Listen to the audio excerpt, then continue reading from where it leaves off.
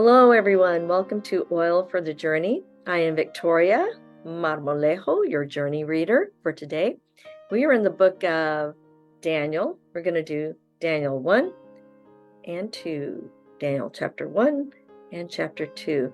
And remember, we're following the Bridges for Peace, Ignite the Truth Bible reading plan. So let's go ahead and get started. This is so good. Okay, the book of Daniel, chapter 1. In the 3rd year of the reign of Jehoiakim, king of Judah, Nebuchadnezzar, king of Babylon, came to Jerusalem and besieged it. And the Lord gave Jehoiakim, king of Judah, into his hand with some of the articles of the house of God, which he carried into the land of Shinar, to the house of his God. And he brought the articles into the treasure house of his God. Then the king instructed Ashpenaz, the master of his eunuchs, to bring some of the children of Israel and some of the king's descendants and some of the nobles, young men in whom there was no blemish, but good-looking, gifted in all wisdom, possessing knowledge, and quick to understand, who had ability to serve in the king's palace, and whom they might teach the language and literature of the Chaldeans. And the king appointed for them a daily provision of the king's delicacies and of the wine which he drank, and 3 years of training for them, so that at the end of that time they might serve before the king. Now from among those of the sons of Judah were Daniel, Hananiah, Mishael, and Azariah. To them the chief of the eunuchs gave names. He gave Daniel the name Belteshazzar, to Hananiah, Shadrach, to Mishael, Meshach, and to Azariah, Abednego. Now they're starting to sound familiar, right? But Daniel purposed in his heart that he would not defile himself with the portion of the king's delicacies, nor with the wine which he drank. Therefore he requested of the chief of the eunuchs that he might not defile himself. Now God had brought Daniel into the favor and goodwill of the chief of the eunuchs. And the chief of the eunuchs said to Daniel, I fear my lord the king, who has appointed you food and drink. For why should he see your faces looking worse than the young men who are of your age? Then you would endanger my head before the king. So Daniel said to the steward whom the chief of the eunuchs had set over Daniel, Hananiah, Mishael, and Azariah, please test your servants for 10 days, and let them give us vegetables to drink and vegetables to eat and water to drink. Then let our appearance be examined before you, and the appearance of the young men who eat the portion of the king's delicacies, and as you see fit, so deal with your servants. So he consented with them in this matter, and tested them 10 days. And at the end of 10 days, their features appeared better and fatter in flesh than all the young men who ate the portion of the king's delicacies. Thus the steward took away their portion of delicacies and the wine that they were to drink, and gave them vegetables. As for these 4 young men, God gave them knowledge and skill in all literature and wisdom, and Daniel had understanding in all visions and dreams.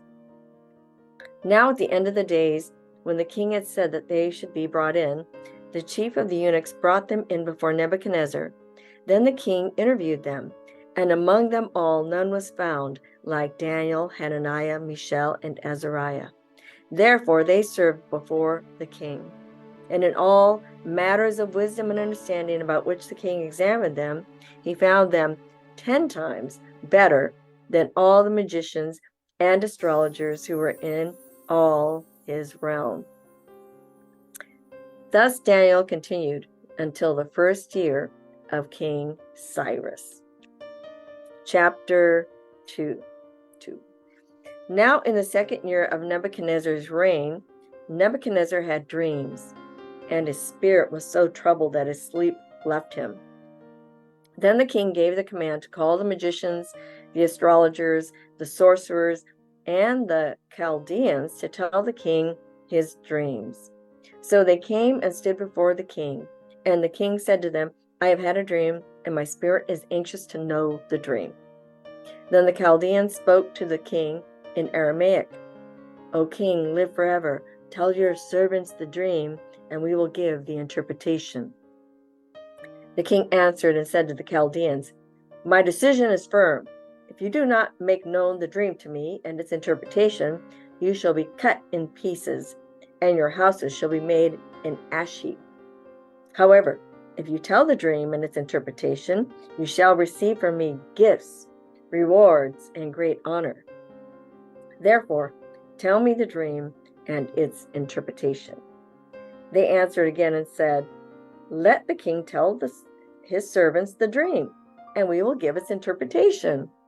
The king answered and said, I know for certain that you would gain time, because you see that my decision is firm.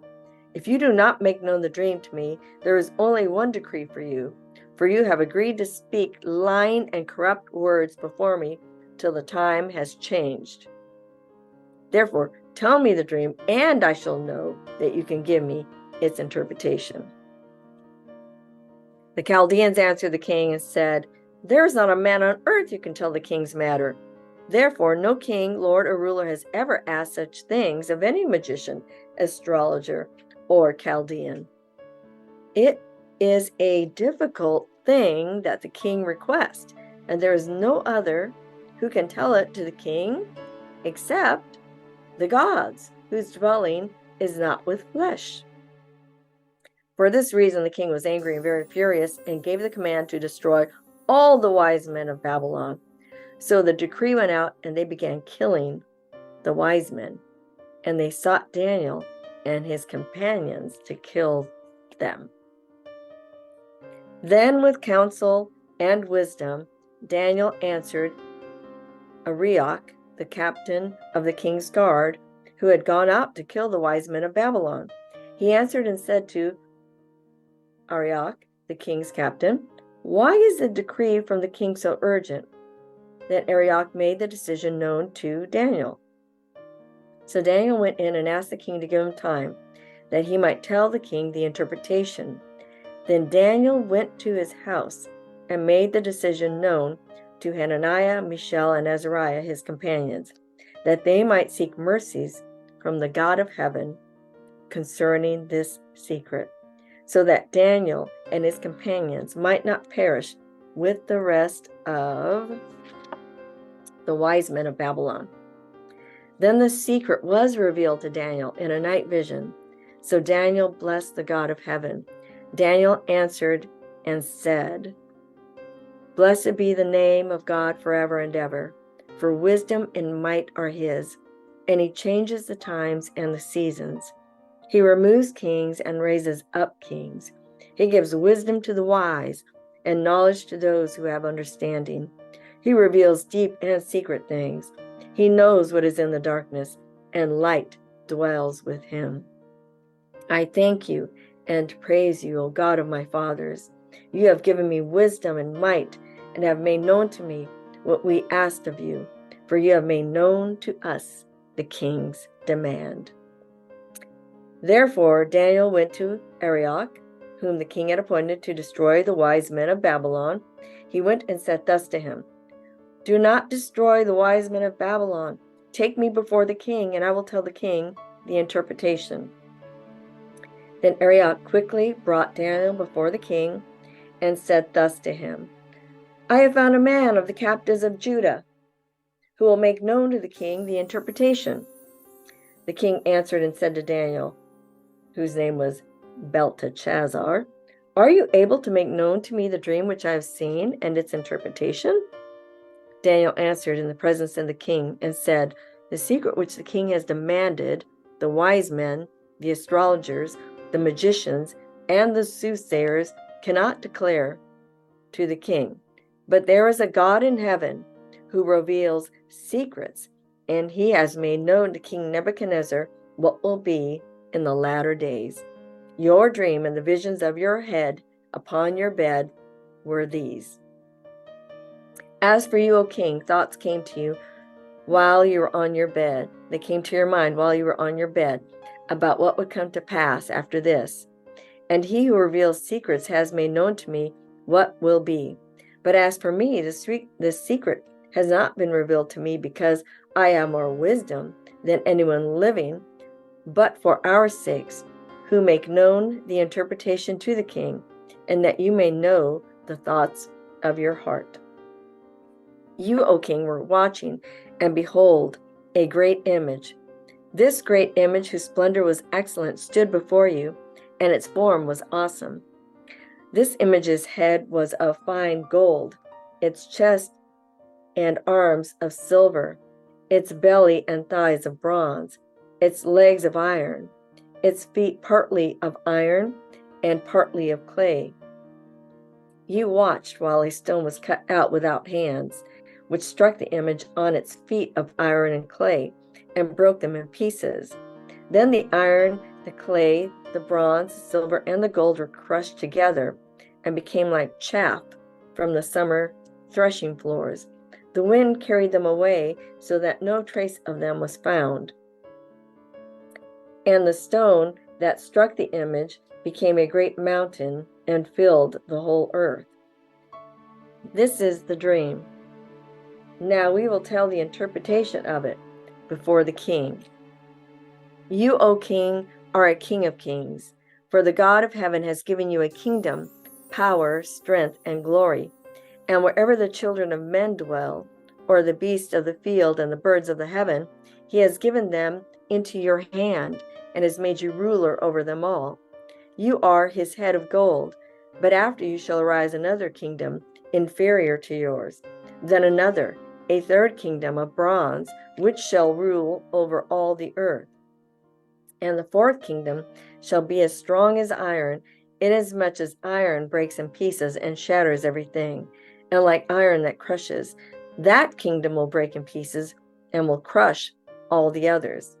Whereas you saw the feet and toes partly of potter's clay and partly of iron, the kingdom shall be divided, yet the strength of the iron shall be in it, just as you saw the iron mixed with ceramic clay.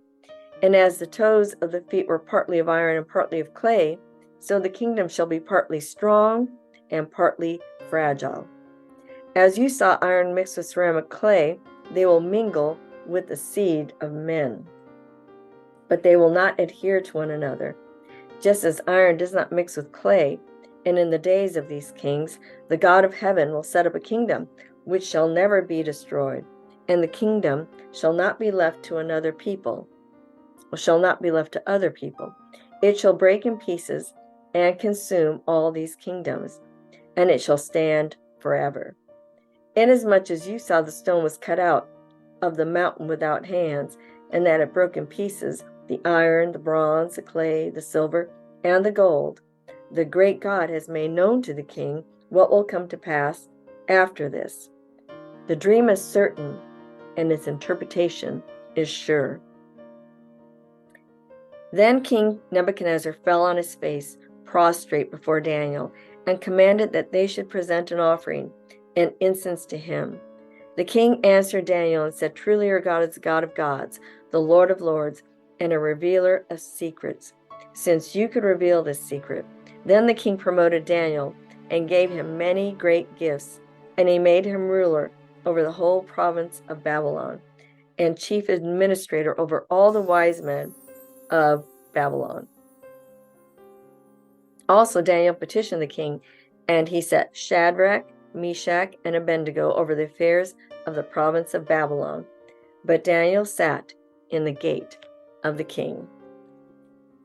Amazing. I love this. I love the humility of Daniel in saying that it's not because he was wiser than all the others. But what did Daniel do? He sought the Lord. He acknowledged that God is the one who can, that holds all secrets. He knows all the hearts of men. He can reveal things that aren't clear and that are unseen. And just his whole prayer, he reveals the deep and secret things. He knew God did this. He knows what's in darkness, and light dwells with him. And the prayer is just beautiful, how Daniel prayed. and answered God when he gave him the revelation of an impossible thing. I mean, who can know? Who can know what is in what someone else dreams? I mean, that to me was just like a crazy request, but it was what God used to promote Daniel. Yeah, so beautiful. Thank you for listening today. Have a great day. Always appreciate you joining with us on Oil for the Journey. And if you're interested in being a journey reader, all the information is below, and we would love to have you. So don't forget, tune in tomorrow and bring someone along with you. Shalom, shalom.